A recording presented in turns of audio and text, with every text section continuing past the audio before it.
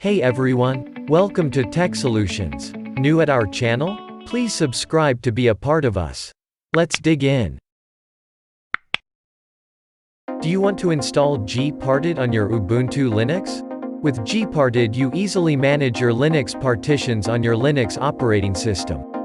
Let's know how we can install Gparted on our Ubuntu 20.04. Open Terminal app on your Ubuntu.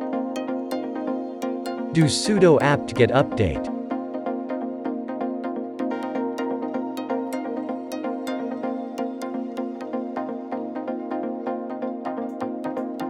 Done doing that? Use sudo apt-get install command to install Gparted on your Ubuntu.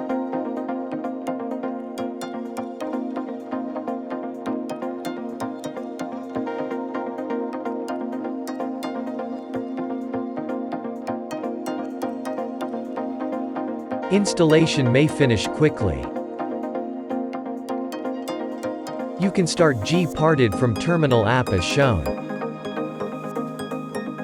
Congrats! You have successfully installed Gparted on your Ubuntu.